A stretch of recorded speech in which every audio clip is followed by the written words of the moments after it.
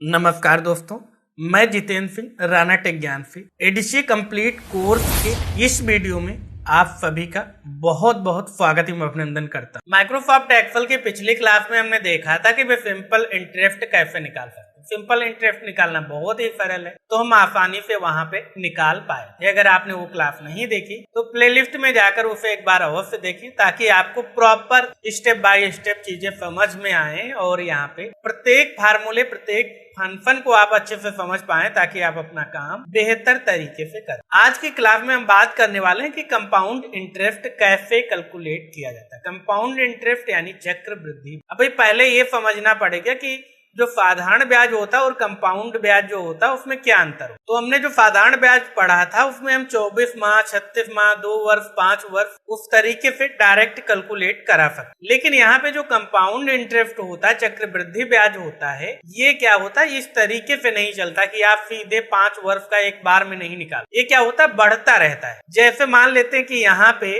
मूलधन जो है वो 10,000, उसके बाद क्या हुआ, मान लेते हैं 10% का ब्याज लगा, तो यहाँ पे 1,000 ब्याज हो, तो अगले वर्ष के लिए मूलधन कितना हो जाएगा, अगले वर्ष के लिए मूलधन हो जाएगा वहां पे 11 है, तो वहां पे 11,000 पे ब्याज लगे, यानी वहां पे मिश्र धन जो होगा इस वर्ष का वो अगले वर्ष का मूलधन बन जाएगा। इसी तरीके से एक क्रम चलता रहता है। मान लेते हैं 5 वर्ष का है, तो चौथे वर्ष का जो मिश्र धन होगा वो 5वें वर्ष का मूलधन हो जाएगा, यानी ब्याज पे ब्याज लगता है। इस तरीके से आपको नहीं समझ में आ रहा होगा, तो अभी हम प्रैक्टिकल करेंगे तो आपको चीजें समझ में आ जाए। तो यहाँ पे अब ये कंपाउंड इंटरेस्ट अलग अलग कंडीशन पे भी कैलकुलेट किया जाता है। कई बार क्या होता है, कंपाउंड इंटरेस्ट वार्षिक लगता है, कई बार ये त्रैमासिक यानी 3 माह बाद भी कैलकुलेट किया जाता है, यानी 3 महीने तक जो भी ब्याज होगा वो मूलधन में जुड़कर मिश्र धन जितना भी निकलेगा उस पे चौथे महीने से क्या लगेगा, ब्याज लगे। तो अभी हम दोनों टाइप के कंपाउंड इंटरेस्ट की बात करेंगे। अगर वार्षिक लग रहा है तो किस तरीके से कैलकुलेट करेंगे, अगर वो मासिक लग रहा है, वो त्रैमासिक हो सकता है या फिर छमाही हो सकता है, 6 माह पे लगता हो, तो इन दोनों की बात हम करेंगे। तो सबसे पहले मान लेते कि यहाँ पे जो हमने लिखा है कि 1,000 रुपये का 10% वार्षिक ब्याज की दर से 5 वर्ष का चक्रवृद्धि ब्याज कितना हो। तो यहाँ पे आप डायरेक्ट सिंपल इंटरेस्ट के तरीके से नहीं निकाल सकते, यहाँ पे इसका मेथड अलग है। तो चलिए हम करके देख लेते हैं। सबसे पहले हम क्या करते हैं, मूलधन वाले कॉलम में आते हैं और यहाँ पे मूलधन जो हमारा है वो लिख देते। तो यहाँ पे मूलधन हमने टाइप कर लिया है, इसे सेलेक्ट किया, यहाँ पे कॉमा लगा दिया ताकि प्रॉपर काउंटिंग हो। उसके बाद टाइमिंग, तो यहाँ पे 5 वर्ष का निकालना है, तो यहाँ पे मान लेते हैं कि ये भाई वार्षिक है। यहाँ पे क्या लिखा है, 10% वार्षिक ब्याज, तो ये वार्षिक है, तो इसलिए हम 1 वर्ष का पहले निकालेंगे। यहाँ पे 1 टाइप करेंगे। दर क्या है भाई, 10% इन्होंने दे रखी, सारी चीजें आपको प्रश्न से ही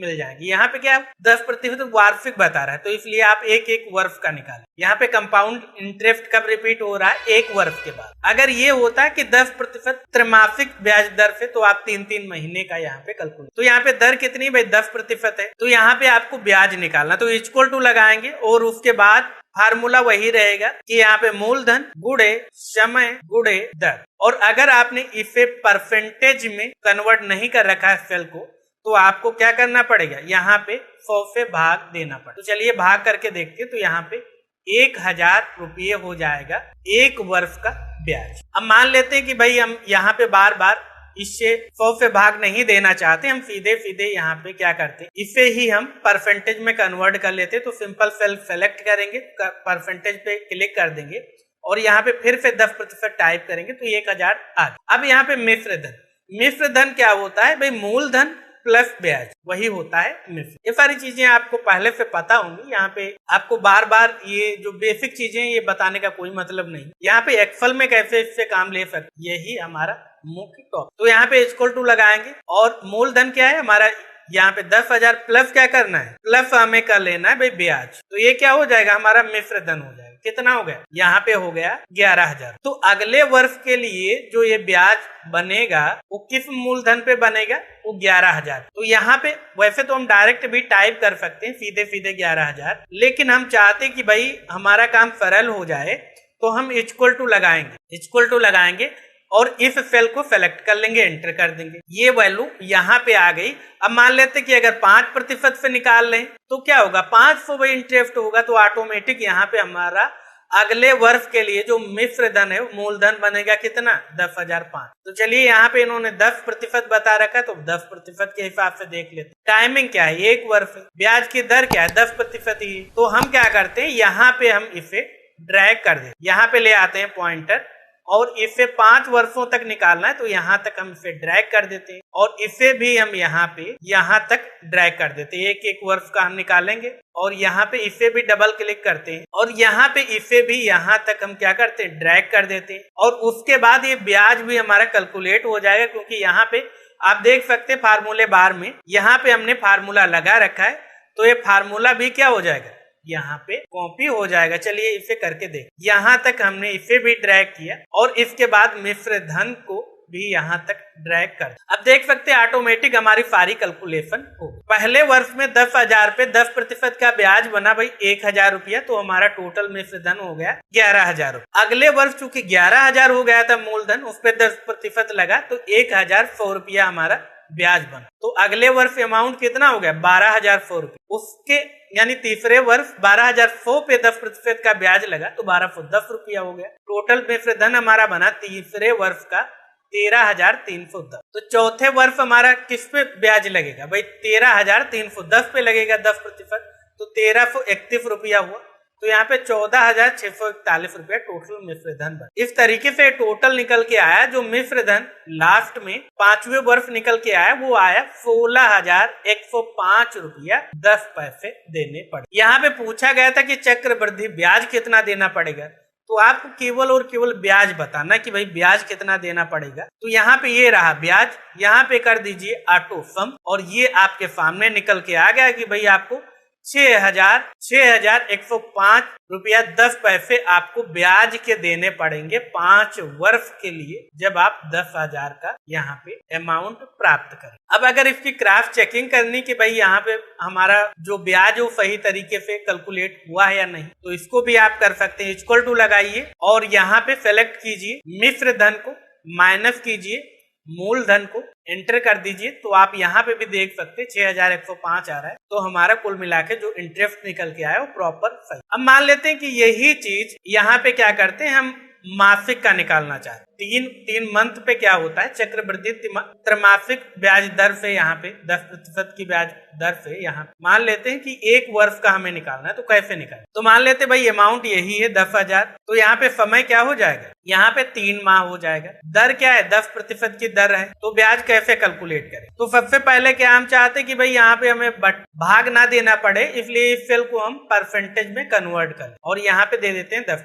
अब इसका फार्मूला कैसे लगाएंगे, तो इसके लिए बहुत ही सरल है। यहाँ पे इक्वल टू लगाएंगे, मूलधन भाई मूलधन यहाँ पे हमारा दिया हुआ है, गुणे हमारा टाइम है 3 माह। तो यहाँ पे चूंकि ये 3 माह है इसलिए हमें इसको भाग किससे देना पड़ेगा 12 से देना, क्योंकि वर्ष में कितने माह होते 12 माह। तो यहाँ पे बटे 12 कर देंगे, फिर गुणे कर देंगे भाई 10%, एंटर कर देंगे। यहाँ पे देख सकते 250 रुपया आए। अब ये सही है कि नहीं, तो यहाँ पे मान लेते कि 12 माह हम डाल देते, तो आप देख सकते 1,000, यहाँ पे 1 वर्ष का कितना आ रहा है, तो 1,000 आ रहा है। तो यानी प्रॉपर हमारा ये फार्मूला सही। तो यहाँ पे फिलहाल 3 माह ही डालते हैं और फिर आ जाते हैं भाई मिश्र धन में। मिश्र धन कितना हो जाएगा हमारा मूलधन हो जाएगा प्लस हमारा क्या हो जाएगा ब्याज, एंटर। तो हमारा हो गया भाई 10,250। अब चलिए आ जाते हैं अगले वर्ष के लिए यानी अगले त्रैमासिक के लिए।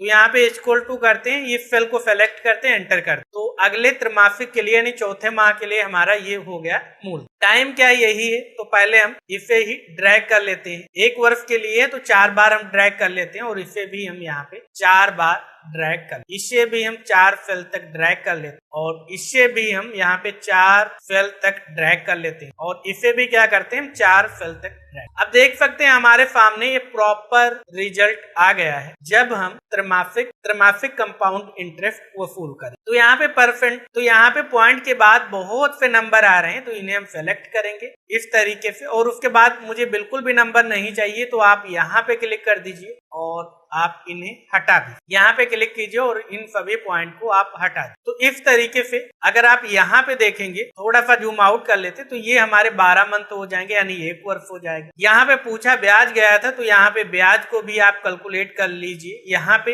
आपका ब्याज बनेगा 1,008। अब आपको चेक करना कि भाई सही है कि नहीं, तो आप इक्वल टू लगाइए और ये जो मिश्र धन है आपका चौथे तिमाही का, उससे माइनस कर दीजिए आपका जो मूलधन। तो यहाँ पे देख सकते हैं 1038 रुपया, तो आप यहाँ पे भी देख सकते हैं वही निकल। तो इस तरीके से आप बहुत ही आसानी से माइक्रोसॉफ्ट एक्सेल में कंपाउंड इंटरेस्ट भी कैलकुलेट कर सकते। अगर आप इस एक्सेल फाइल को डाउनलोड करना चाहते हैं हमारे टेलीग्राम चैनल से बिल्कुल निःशुल्क डाउनलोड कर, सभी के लिंक आपको डिस्क्रिप्शन में मिल जाएंगे। अगर आपको कोई भी दिक्कत होती, कोई भी परेशानी होती, तो इस व्हाट्सएप नंबर पे भी आप संपर्क कर सकते। आशा करते हैं आज की क्लास में जो भी आपको बताया गया है वो आपको अच्छे से समझ में आया। फिर भी अगर आपका कोई भी डाउट है, कोई भी कंफ्यूजन है, कोई भी सवाल है किसी भी टॉपिक को लेकर, तो कमेंट बॉक्स में अवश्य लिखें। हम कोशिश करेंगे कि जल्द से जल्द आपके उस प्रश्न का, आपके उस डाउट का जवाब हम दे पाए। साथ ही वीडियो आपको कैसा लगा कमेंट बॉक्स में अवश्य लिखें। अगर आप चैनल पर नए हैं, अभी तक आपने हमारे इस यूट्यूब चैनल को सब्सक्राइब नहीं किया, तो सब्सक्राइब अवश्य कर लें ताकि आने वाले सभी वीडियोज की जानकारी आपको सबसे पहले भेजी जा सके। और अपने दोस्तों के साथ इस वीडियो को शेयर करना बिल्कुल भी ना भूलें। तो मिलते हैं आपसे अगली वीडियो में, तब तक याद रखें ज्यादा लर्निंग तो ज्यादा अर्निंग, इसलिए सीखते रहें और मुस्कुराते रहें। नमस्कार।